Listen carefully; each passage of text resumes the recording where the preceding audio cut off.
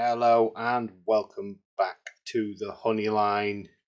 In this episode, we need to find these archaeologists some ruins to dig up.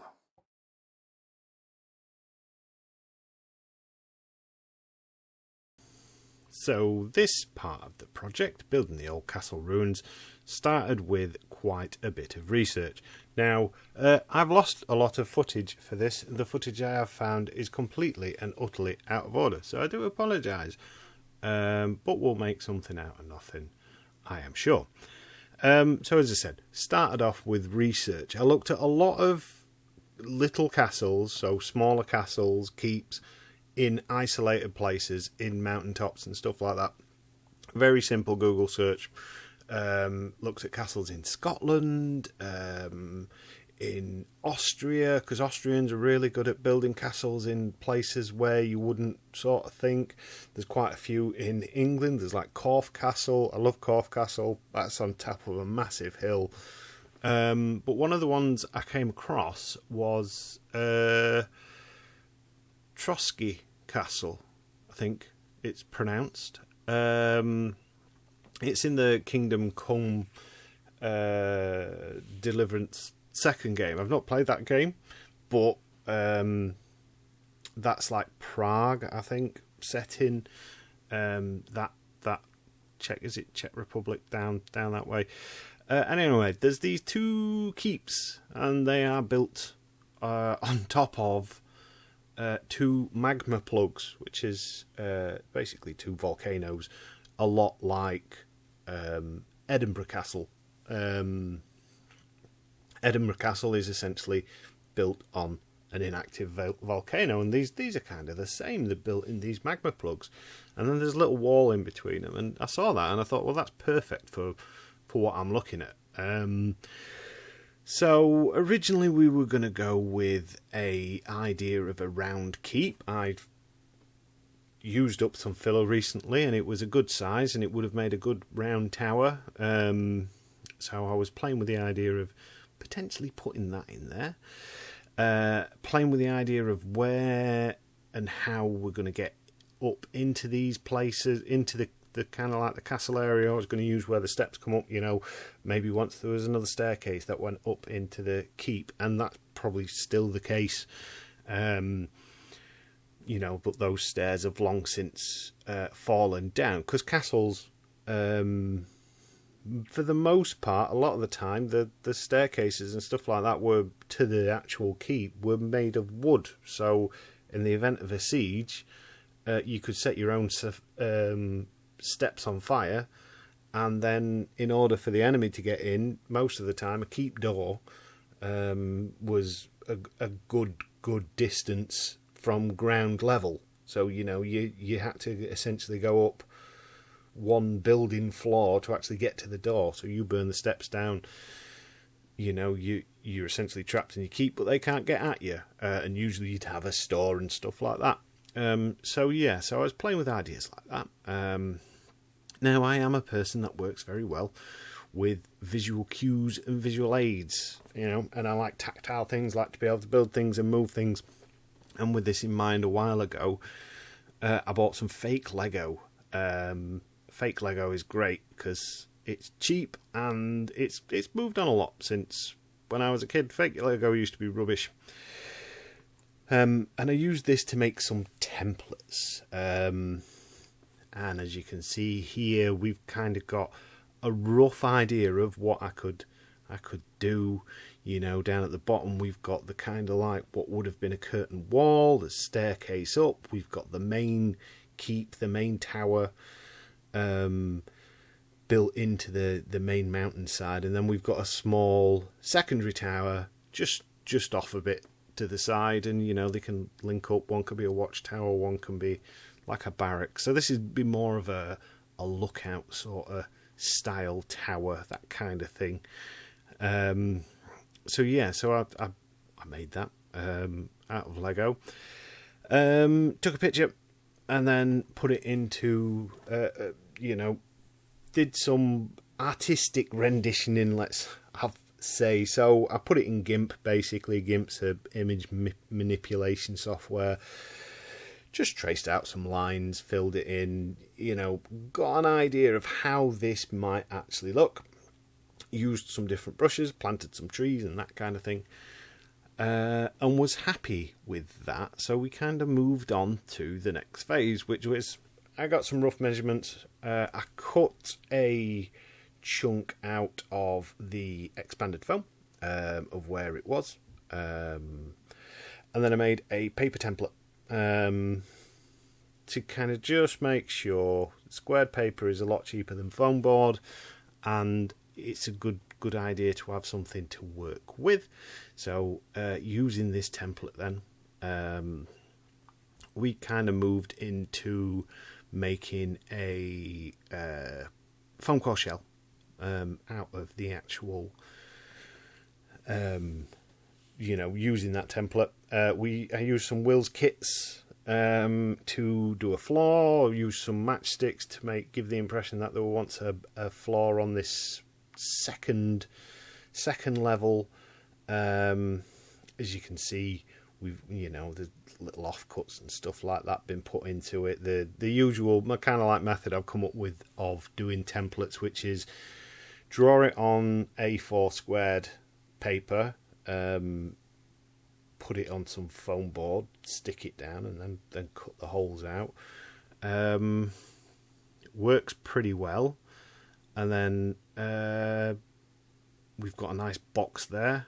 And then I used some paper, printable, I think it's scale scenes, to wrap it and to kind of like make this look like stone. Added some paints, painted the inside and that kind of thing, which worked out pretty well, and that was the castle in situ. One of the things I have managed to recover is the second tower that I made, because I recorded this as kind of like a step by step of how I essentially made this little tiny castle.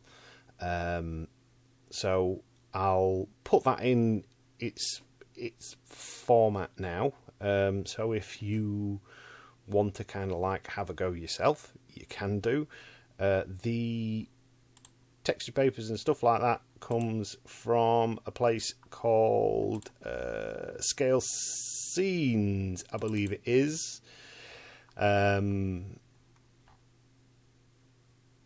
just double check. Yeah, scalescenes.com.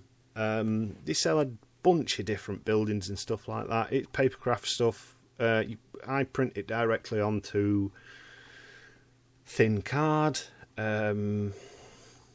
It's great because you essentially you can make a building, and they have a lot of sheets where it's tarmac surfaces, stone of variety of different colours, roof and stuff like that. So although it's not brilliant, and a lot of it depends on the quality of your printer, you can make some nice looking buildings, and if you put some time and effort into it, you can make some fantastic looking buildings.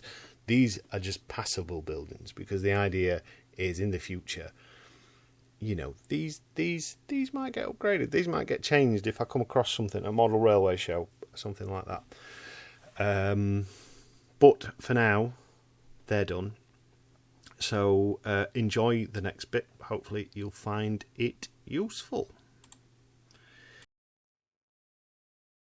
So this is how I make the castle towers. It's not hard. It's not complicated. It just needs a little bit of foreplanning and a couple of tools. So first of all, it starts up on some squared paper. Well, actually, no, that's a lie. First of all, I get my measurement, which in this case, for this tower, the area is going to be 50 mil by 50 mil, so 5 centimeters by 5 centimeters. As you sort of saw with the little Lego mini tower, that was my template, so to speak, to work out what I wanted and where. Next, using some squared paper. Now this is 20 common generic squared paper. Each square is 5mm by 5mm, so every 2 squares is a centimetre. And I like using this because it makes it easy to measure out and draw on. I know what my measurements are. Because I've got a reference. You can use computer aided software and design stuff. You can use what you want. You can use plain paper if you like. So using a pencil. This is my trusty mechanical pencil I bought in Greece, and any old straight edge ruler or rule if you prefer. This is a wooden one I got at Forest Holidays. I have lots of rulers. Steel rulers are the best for a lot of things. Doing work like this, you usually want the clear plastic ones are good because you can actually see through them. But yeah, any old ruler or something with a straight edge. Obviously, a ruler, the benefit is you've got your little measurements on it. So after that, I draw it out and plan it. In this case, I've designed two towers, 2 potential towers. We've got a very simple solid one, which is the top row, and then we've got a bottom one, which is a template for a ruined tower. And we'll talk about the top one first because it's nice and quick. So as I've said, I'm using scale scenes, I think it is, yeah, scalescenes.com do paper buildings that you can print out yourself. This particular one, I think as I've mentioned many times, is TX45B. It's coarse ashlar, I think. So it's like a limestone style of stone. With the pack of the textured card, the coloured card, you get a variety of templates and you get trimmings. I'm not showing them all because obviously copyright and stuff like that. I don't want people to try and steal them illegally because they're only a couple of quid. So, you know, just go on there with your pocket money and just buy a bunch of them. That's what I do. They do roads, tarmac, and everything. Anyway, waffling. So we draw it out, and then I decide how big of a window I want. Now this is going to be kind of like a watchtower. So this one's super simple. It's got a big window and it's got a big door, or a biggish door, a big enough door. So I find my corresponding templates. You print them out and cut them out, and then your templates look like this once you've cut them out. And for this particular project, I've chosen the H template and the K template. And these correspond with, when I can get these out of the way,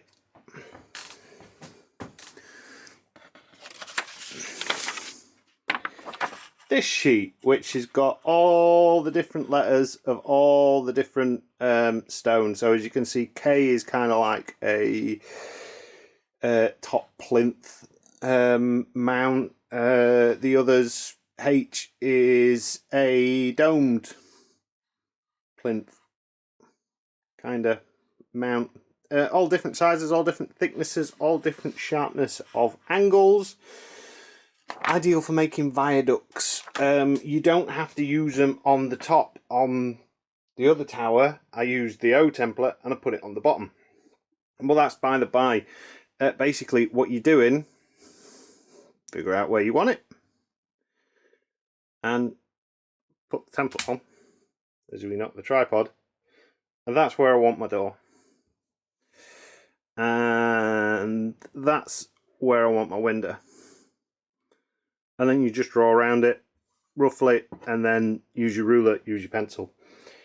Bish bash bosh, knick knack noo, away you go. So that's the top row. As for the bottom row, this is my ruins, on my ruin tower, because this tower is going to be the tower that looks like it's been, knocked about a bit. Exactly the same, but cut down at non-symmetrical angles, just to give it a bit of visual interest, to show it's falling in a way that's over time rather than purposely. This bit's been dismantled, which, if you're doing like medieval ruins or historical ruins in a modern day setting, usually they've been taken apart systematically.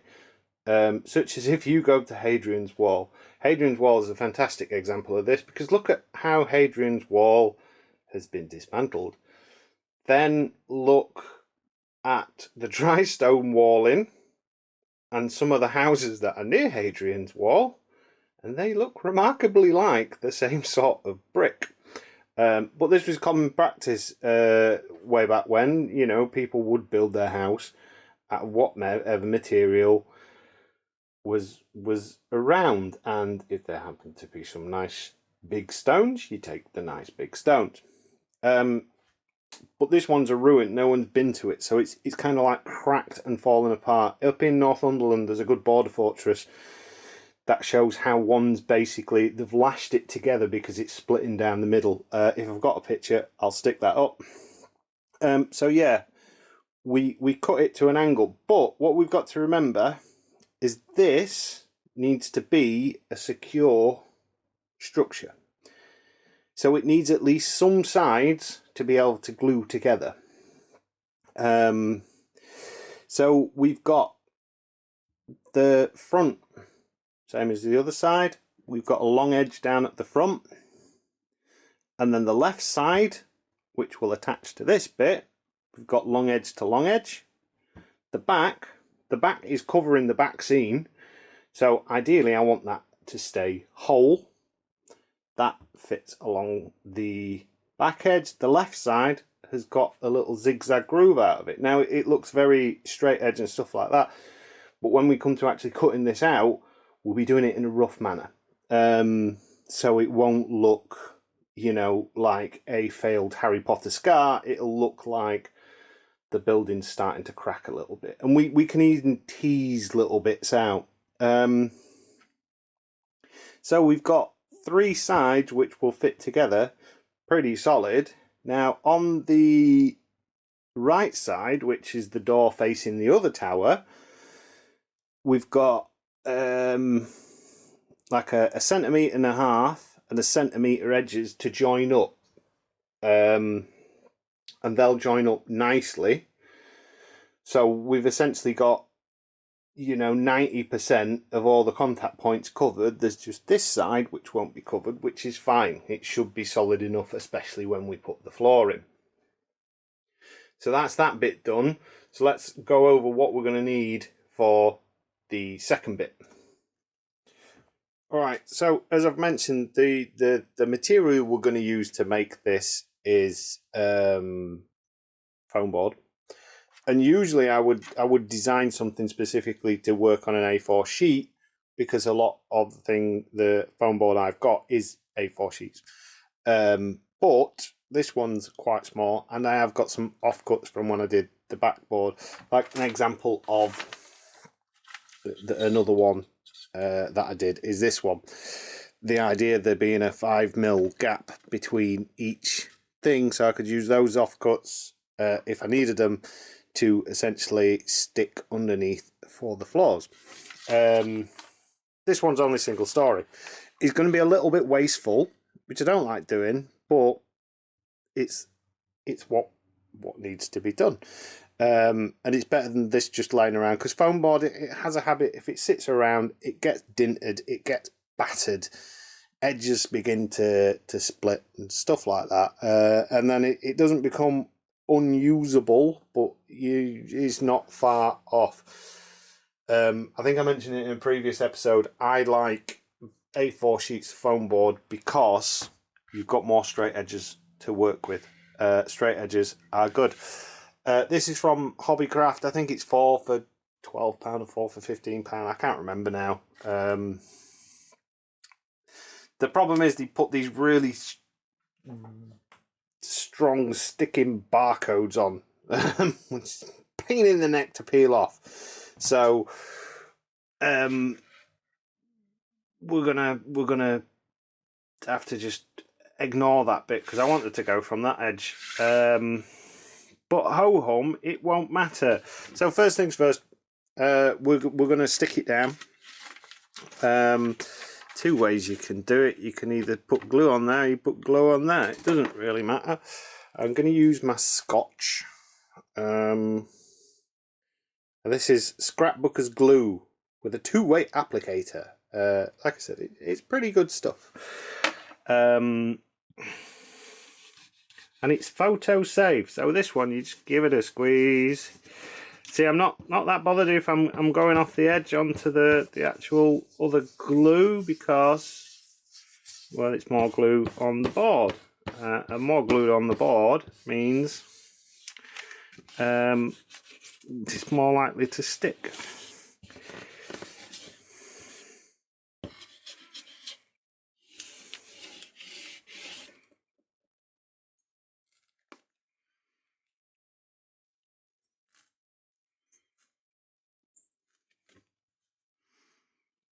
Oh, we got a little applicator failage there. It's squeezing out the other end. Like I said, this is pretty old stuff. We'll switch to the other side. Now the other side's better because you get a nicer, evener coat, even if that's a word or not. But you know, where there's a will, there's a way. We can put a splodge on. And we can spread that around. Drying time wise on this, it's quite long, so you don't have to worry too much. We get a good splodge. So for some reason, it's not sealing on one end of my thing. But that's not a problem. We'll work around it. I said the kids like a couple of quid. I think a lot of places sell it. B&M, Asda, they sell the see-through stuff, and it's something daft like £2.50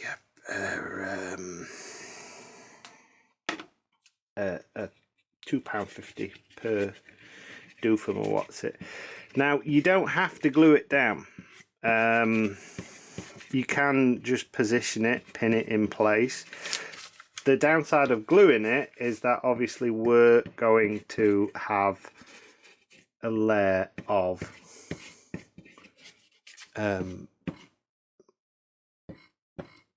paper on top of the paper, and we're going to put a layer of paper on top of it. Most of the time you can peel it off, and we'll see how that goes. It might go incredibly wrong. I think that's got most of it.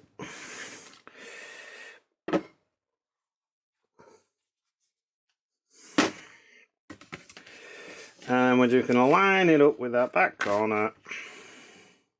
We'll do it. Yeah, we'll do it here. Like I said, these offcuts. I mean, unfortunately, I could do with trying to get. I need to throw some out because I have lots of little offcuts, which I always save because you think, oh well, they'll come in useful for a project, and they never do because they're always either too ratty, too like small, the wrong dimension at some point. There we go. So that's nice and cut down. Now if I'd not glued this down and just laid it over, because as you can see with this one, the fold marks, what I did with this one is I folded it over the edge on each side, but the problem with that is it slips slightly, which made some of the walls a bit wonky. If I was doing this, like I said, as a not gluing it in place, this is where I bring my scribing tool on, and it's like if you've ever traced, I just go around, roughly trace those edges. It's better when it's dry. Once I've traced it on and put the indentation, I come in with my pencil, and I come in with my ruler, and I just neaten those lines up and just make them a wee bit more precise. However, we're gluing this, so once this is dried, we can go straight into cutting it. And as I said, we're going to use big knife to do the long cuts, and we're going to use the scalpel to do them. Other tools you can use, razor saw is pretty good on foam core. It gives you a neatish edge. When I've got a lot to cut, because in the past I did cut a lot of track bed, I used my bandsaw. The bandsaw worked really well with it. Or you can cut it all with this. It just takes a little bit longer, and it's not as easy to do like a big line, because at least when I'm cutting this, you try to cut it in sort of 4 or 5 passes usually, instead of, you know, stab it in and go down, because that's where you get the torn edges. I still get torn edges, usually because the blade's blunt. I think this one's about ready for changing, if I'm honest. Yeah, definitely need changing. But before we do any of that, we need to wait for this to dry. Otherwise, what will happen is it'll just tear in a awful papier-mâché style when you try and cut something. You just basically try and cut wet paper. It doesn't cut well. So we're going to leave that for, what, 10-15 minutes, let it go off, and then we'll come back. If I can find one, I'll get a fresh blade, and we will start cutting these bits out.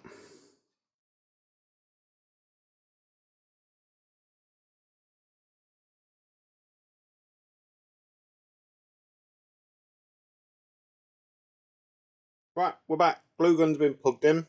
It's warm enough. So we're just gonna start sticking. Now, 2 ways you can stick it together. Obviously, you've got to bear in mind the thickness of the material you're working with. This is 5mm foam core. Now, one way is you can stick it like that, but then you have this unsightly edge. I prefer to, whatever's going to be facing the front, to have it hidden. That way when the paper wraps around, it's easier to disguise. Also, if you have written letters on it, I know this bit's been covered. This inside is potentially going to be painted like the other one. So to make life easier for me, I'm going to keep this to the outside, all the letters to the outside. And it's just a very simple case of run your hot glue down the edge. You don't have to throw the glue gun down, but you know, and then stick it together like so. So, you know, ideally you want to use something to smoothen that out. If you like, and I wouldn't advise this, but if you like me, you can just kind of do it with your finger. Bearing in mind, hot glue is called hot glue for a reason, because it's very hot. It's a bit like molten lava. I remember being at school. My school was a little bit rough. And as a jape, when we were in DT, design and technology, some of the other kids thought it'd be cool to make a ball out of filler, put hot glue in it, and then said, "Oh, here, hold that," and the hot glue kind of burnt a hole in the center of my hand, Jokes on them though, because I knew I kind of had an idea that they were going to do something like that. I didn't realise it was going to be hot glue. I didn't think they were going to give me actual burns, but you know, some people are asshats. So I just didn't react one little bit, and they got a bit freaked out by that. But that's a story. That's a school story. So yeah, we're just kind of gluing it together. So we've got that.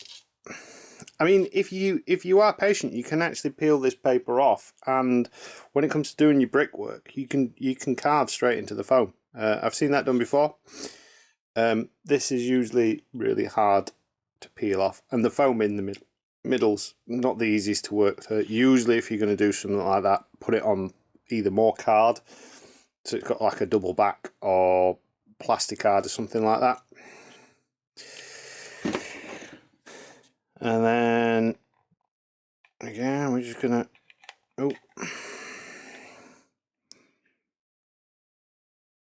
run it down that edge, run it down that edge. Now, best results with glue guns is be quick, because if you're quick, the glue is obviously works better. As soon as it starts hardening off, it won't stay. It's hard to get a flush fit down the edge. The other thing with glue guns is the string. I hate glue gun string. It's one of the reasons I don't use glue, or I don't like using glue guns all that often. Because you end up with mess and string, which is unsightly, but that's fine. Like I said, this is just a demo piece. Now, my top tips, if you are looking for some assistance working with foam core, there's a YouTube channel, Mel the Terrain Tutor. He does loads with foam core. Watch some of his videos. He's made all sorts, bunkers and the whole kit and caboodle. It's basically where I learned how to do a lot of foam core stuff, including he'll show you how to do. Because another way to do this is to do like are they called rabbit joint? Different types of joints. Because there's ways you can kind of score the foam core. So instead of having separate pieces, you have it essentially fold in itself. There's different tools you can get. There's 3D printable tools you can get, which create the different. They basically down a flat piece, which like down a flat piece, they put a groove down it, which then means you can fold it in on itself. But yeah, so that's it stuck together. Next thing, you've got it all together. Make sure it fits. So we've got it sort of in position. We can play with the positioning a bit. We can sort of say, well, does it need to be this way? Does it need to be that way? Like I said, this is going to be a test piece. I want it to kind of sit level. So what do we need to do? Do we need to start shaving this area down? Quite like this rock. Do we stick it to the back and build up something round there? So these are going to be kind of informing you of what you're going to do next. This is fitting very flush to the back of this board. So to save myself some time and save myself some paper, or you know, if you're using the textured sheet, I'm not going to put anything on the back of that other than a fold around sort of thing. I could stick it down there. How am I going to build this up? Does it need to come this way a bit so we keep that tower, and then do we kind of like build this up with a bit of some smaller rocks and stuff like that, probably. So yeah, I mean, because for this one over here, I made paper templates and the whole kit caboodle. I can't remember if I've actually showed you this video, because These have been shot over many days. Like, I did make this paper template to kind of get the rough dimensions on it. But obviously paper is a lot thinner than foam core. So whereas this sat in a certain way, it bends, it flexes and stuff like that. Until you actually make the prototype, the actual, you know, the thing that you're going to make it in the material that you're going to make it out of, you don't, there's no way to be 100% sure. So yeah, there's always some room for improvement, which is why, like, these bits here weren't originally up here. They got stuck in afterwards once I knew the dimensions. So it's kind of like a constant process of, like, what's next. Or I find the way I work, it's a constant process of what's next, because I'm not working to an instruction sheet. I'm not working to parts which have been professionally manufactured, as you can see. I'm working to something that I've made with the limited tools that I have to hand, using scraps, offcuts, dull blades and that kind of kit and caboodle. So yeah, and like how, you know, the next steps are going to be, how are we going to kind of fit this in? First thoughts would be to stick it straight to the bottom of one of these Wills sheets. Wills kit's irregular stone, and then when that's done, build it up. You know, like build something round it, put some offcuts of foam, for example, around it, and build up a rock. Maybe move it completely. For example, because I do like this rock section. As I've said, I like these rocks. These rocks have got some good detailing potential for trees and stuff like that. So do we move it closer? I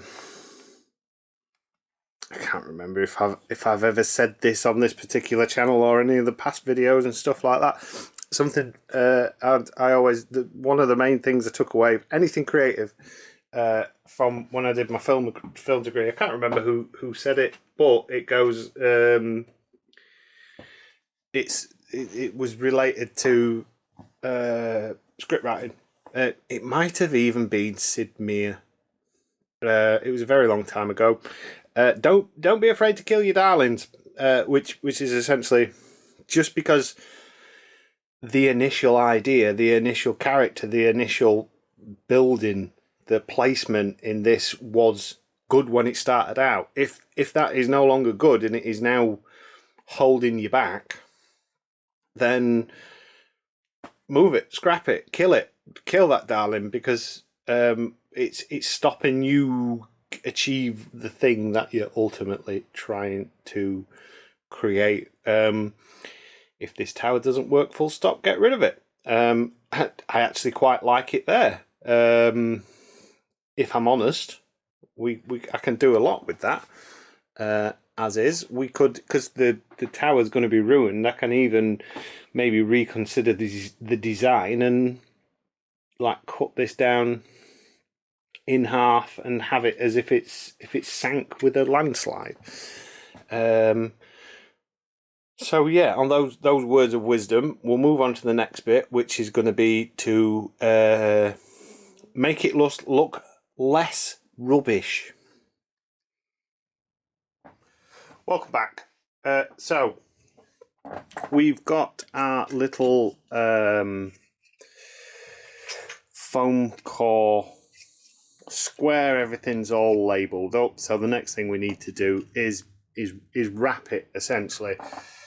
There's not much to this. It's very easy. So because this has been a couple of days since I originally filmed it, and I knew it was going to be a couple of days before I'd film this. I don't know how well you can make that out, but I've marked out where this is going to go on the back. And bearing in mind, this is not going to be the one that I've used. This is a piece of scale scenes, not scenics, or it might be. I can never remember. It's recycled, basically. I kept it because I printed it out on a nice card. I tried to make a retaining wall, folded it over to try and make the double wall, but I think I've already mentioned it's hard to do big stone blocks. Bricks you could maybe get away with, wood by folding it into, but it's hard to do just single card unless you were to print it bigger, but that's by the by. So you're going to need whatever texture paper you're using. You're going to need your shell and then just the standard tools that we've already been using. So I've got a little scalpel, a variety of different glues. Bearing in mind, if you're using it that's coming out of tubes like this, you're going to need some to spread, and then some scissors to cut it to shape. Now, on the back, because this is going to be sat right up against the back, technically speaking, if you want to save some material, you don't have to put anything on the back because you're never going to see it. And if you're not going to see it, then don't model it, is the general rule of thumb. When you have got something like that, it's kind of useful. You can kind of use that as, you know, like an anchor point, and then we could wrap this all the way round, sort of thing. A bit like what I did with the second chance siding. So as you can see, that's neon pink corrugated sheeting, but the inside of it is weathered and painted to make it look like kind of corrugated steel. I've done it before as well, on when I did more with your Matchbox and Hot Wheels stuff. So I made this little garage scene, which it's not the best because I couldn't find any scaled paper for the right brick size. It were made with odds and sods. It basically sits there and you can put like a strip LED over the top of it and light up cars in it. But that was the same. Like the front looks okay when you've got cars in it. It looks like a nice little garage. But the backs, obviously, it's taped together and duct taped together and the whole lot. So essentially, you can do that. One thing that's also useful is the scribing tool. And essentially what we're going to do, flip this in reverse, mark out kind of how big you want it to be. So, and we can fold the card. What's that like on shot? That's not terrible. So we'll kind of, I think we're going to go with something like this. And it's as easy as it looks, you know. Make your mark of where you wanted it. Now I could quite easily, if I wanted to, do the whole thing with this. Easy peasy. But we'll cut it off a bit shorter because it means using a bit less glue. I've made a mark there. And then what about there? So I'm just doing rough marks. And then we'll very quickly, because we know we don't need this bit,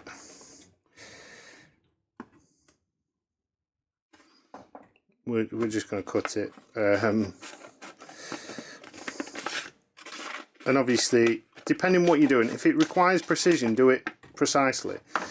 If you are unsure on how to do things precisely. If it's something you're not experienced with, use every opportunity to try and make it precise, because it's practice. You're practicing on something that doesn't need to be precise and making it precise, so then when you need that skill, you've already got it in the bank. For the purpose of this, I'm just getting it done, basically. And also knocking everything off. And then, because I do want this relatively straight, a couple of ways you can do it. I can, if I'm doing it the precision method, I can measure how tall this is. I know it's 5 centimeters or 50 mil, or 1 inch and 3/4, I think that is. I can never remember. Like, I like feet, and I like singular inches. I don't like the inch and 1/16 and all that kit and caboodle. But that kind of goes down to like, when I used to work on building sites, I was doing my apprenticeship. I had two gaffers, two bosses.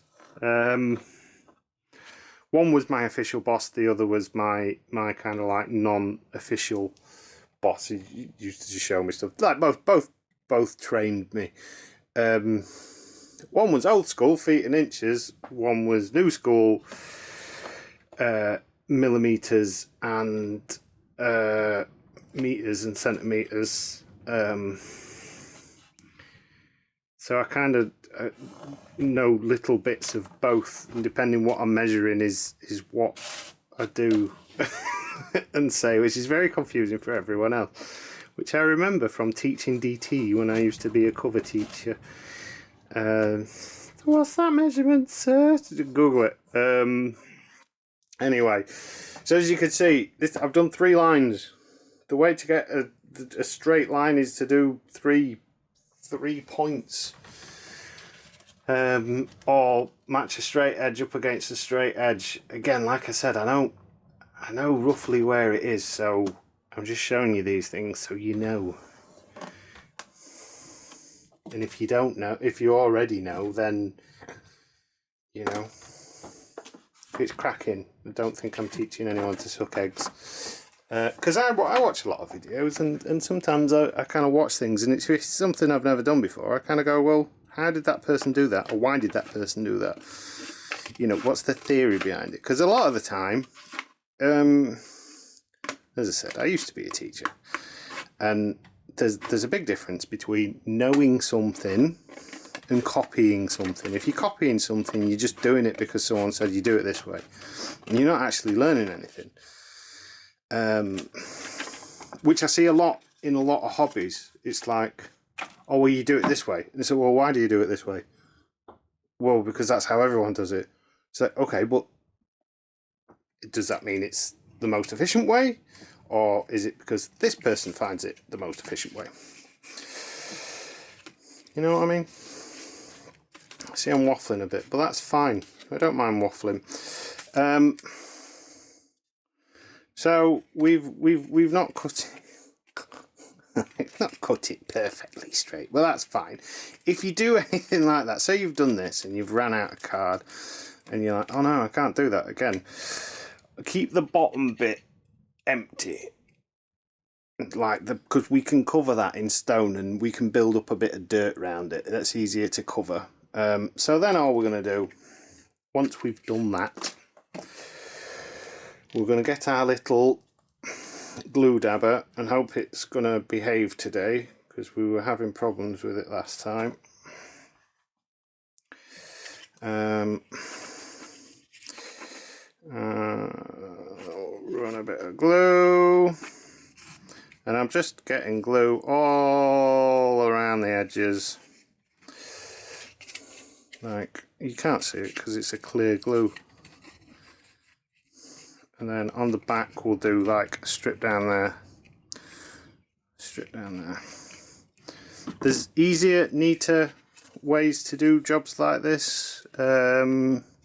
I get very jealous of people that can do things and don't make a mess. I can't do that. Well, I suppose I could if I really had to, but I'm not very good at it. I'm like a mucky pup, as the missus calls me.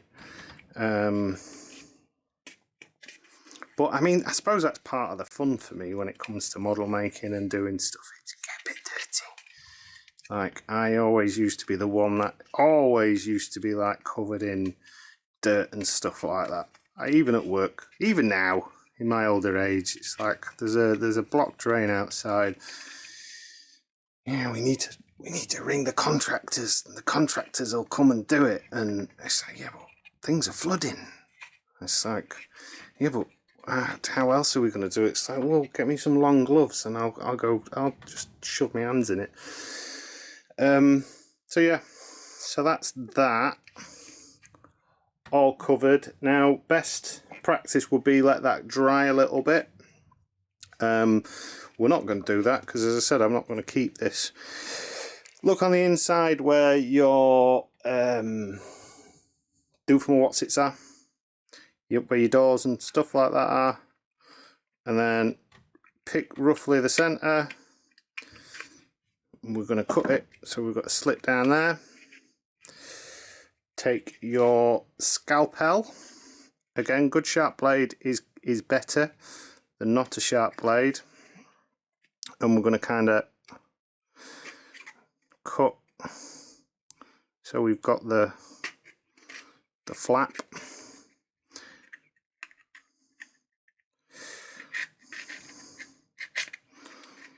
Get a little tear in it, and we can put it on. Because we'd be putting an edging stone over this, again, it doesn't really matter too much about if it's 100% neat. But again, if we're practicing precision, we do precision. Is this a square? I can't remember. And we can fold that over, put a bit of glue on these insides, glue it down. Sometimes I'll use super glue for this. It will make melt foam, but there you go. And then the same on the inside, which is to score it down the middle. Again, I apologise for the angles. I'm not really set up for this kind of stuff. We'll cut that like that. Can we just pop you through with your paint ball? There we go. And because we did a rough job on cutting the square out, the card won't perfectly sit on that inside, which looks kind of what you want for a ruined castle. And then put that lid back on, swap the ends of our glue stick.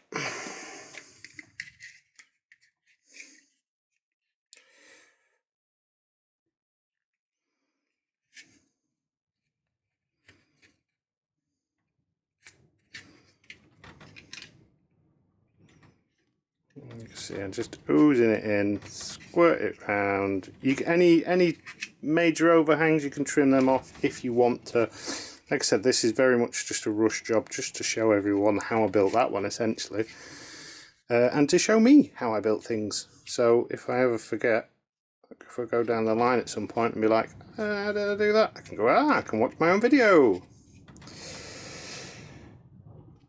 And like, this is struggling to stick. This is where I would probably get the super glue out. But for now, I'm just going to hold it there. Hold glue long enough, it will go off. You can fold it, just rub it basically, manipulate it, make it stick. One thing I found as well, if you want, like on castle walls, if you want like an archer's window, and you're not going to see in the building, you put it like that, it gives you that kind of slit, arrow slit.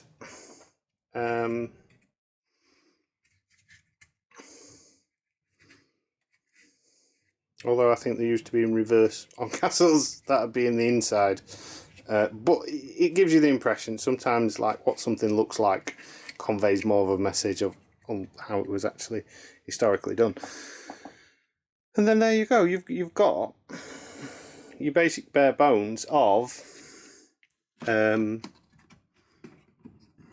castle. A little tower. So if we kind of move up, and we move round,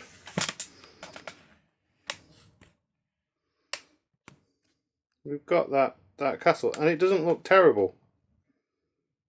Now there's a couple of things you can do to finish the top off. You could paint this in a similar colour to that. So if I was to go Vallejo, if I had Vallejo paints, I would paint the top pale sand or something like that. If I was going Citadel GW paints, I would go probably Tyrant Skull, Upshanty Bone, that type of colour, a bony, stony colour. Or the thing I did on the other one, if you pull that out, is I put some filler on it just to fill it in, and I'll paint it later in probably a limey cement colour. So there you go. That's how I did the castle. Now I'm going to have to start making these videos shorter, because I've the first, by the time this one comes out, there'll have been 8 episodes prior to this already released. So they might turn into more update videos. I might start updating stuff until we start doing something more interested.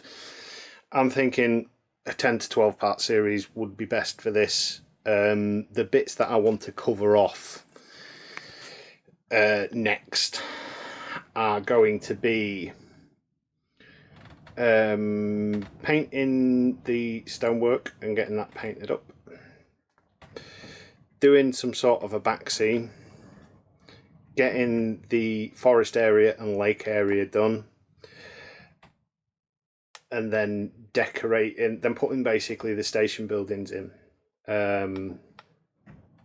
Certain videos I might not make videos on. You might just come in one day and it's like, oh, the track's been ballasted, because there's 1,000 people, if not more, already on the internet who can do ballasting a lot better than me. It's not something I've ever really do.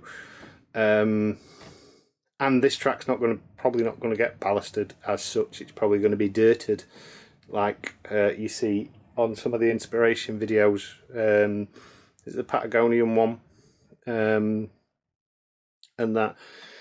But I definitely want to show maybe painting these rocks. So what I might do between now and the next episode I record is I might cover this in plaster and get it hard and prime it and then go over it, or I might just paint it all, or I might just do some update videos. I'm not 100% sure. Either which way, that is this episode done and dusted. So as ever, thank you for watching. I suppose now we're in a point where if anybody has got any requests, anything they want to see, or anything like that, stick it in the comment section, and I'll see if I can hodgepodge something together. Anyway, thank you for watching, and until next time.